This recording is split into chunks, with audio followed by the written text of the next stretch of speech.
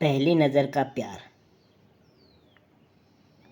सुशांत 24 साल का देखने में डिसेंट और स्मार्ट लड़का था। अंकिता को उसने पहली बार एक शॉपिंग मॉल में देखा था। अंकिता देखने में किसी परी जैसी थी। सुशांत को अंकिता को देखते ही पहली नज़र का प्यार हो गया।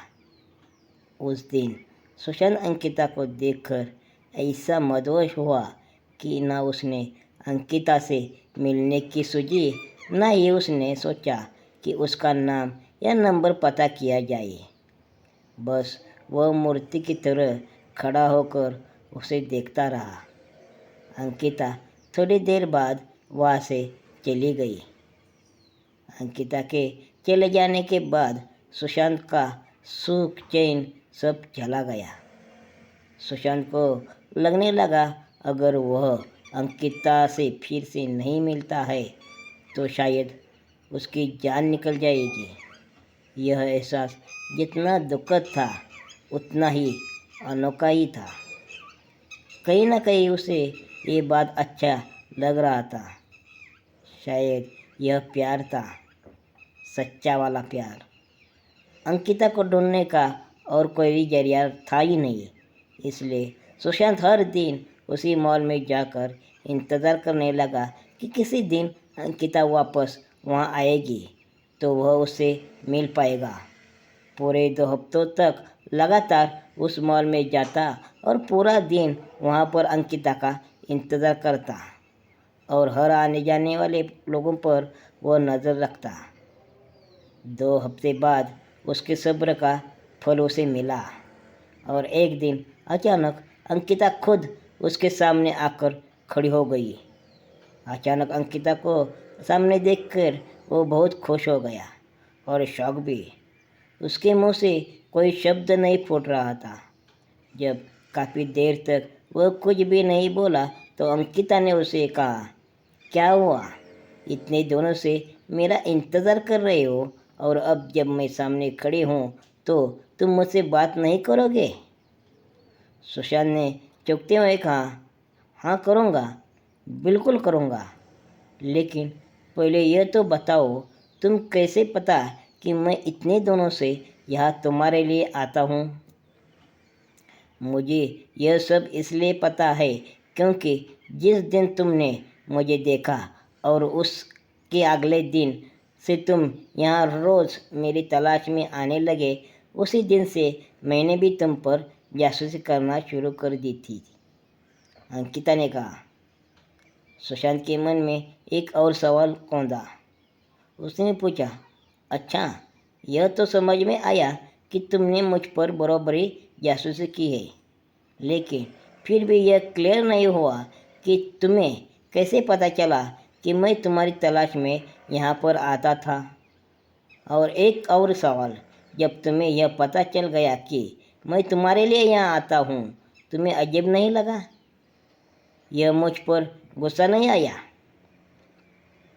अगले दिन आकर जब तुमने मेरे बारे में उसी दुकान में पूछताछ की जहाँ से मैंने खरीदी की थी, तो उस दुकानदार ने तुम्हें तो नहीं मेरे बारे में कुछ भी बताया, लेकिन मैं उसकी रेगुलर कस्टमर हूँ, इसलिए उसने फ़ोन करके तुम्हारे बारे में मुझे सब कुछ बता दिया था।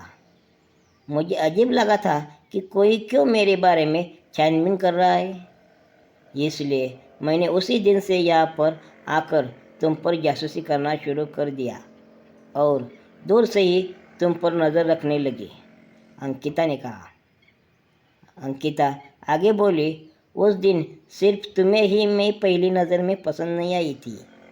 मैंने भी तुम्हें मॉल में देखा था और मुझे भी तुम अच्छे लगे थे, इसलिए जब मैं तुम पर नज़र रखने लगी तब मेरे मन में तुम्हारे बारे में और ज़्यादा जानने की मंशा जागी, इसलिए मैं उसी दिन तुमसे बात करने के लिए नहीं आई और इन 2 हफ्तों में मैंने तुम्हारे बारे में काफ़ी कुछ जाना। मुझे यह तो पता चल गया था कि तुम मुझे इसलिए खोज रहे हो क्योंकि तुम मुझसे प्यार करने लगे हो, लेकिन मुझे इस बात को कन्फर्म करना था कि कहीं तुम्हारा प्यार सिर्फ शारीरिक आकर्षण तो नहीं है, जो अक्सर इस उम्र में हो जाया करता है। लेकिन जैसे जैसे दिन बीत गए और मैंने देखा कि तुम बिना धीरज कोई और बिना इंटरेस्ट यूज किए उतनी ही शिद्दत से मेरे लिए यहाँ आती थी और मुझे तलाशते रहते थे, तो ये मुझे यकीन हो गया कि तुम महज एक आकर्षण नहीं है, बल्कि तुम सच में मुझे प्यार करने लगे हो। और इस बात को तब और ज़्यादा मजबूती मिली जब मैंने देखा कि मॉल में मुझसे भी ज़्यादा सुंदर लड़कियां तुम्हारे पास से गुजरती थी, लेकिन तुम उनमें सिर्फ मेरा चेहरा देखना चाहती थी। इन 2 हफ्तों में तुम पर नज़र रखते रखते मेरे दिल में भी तुम्हारे लिए प्यार जग गया। और मेरा प्यार भी आकर्षण नहीं है, क्योंकि मुझे भी अब बिना तुम्हें देखे चैन नहीं आता है, और मैं भी वही चाहती हूँ जो तुम चाहती हो।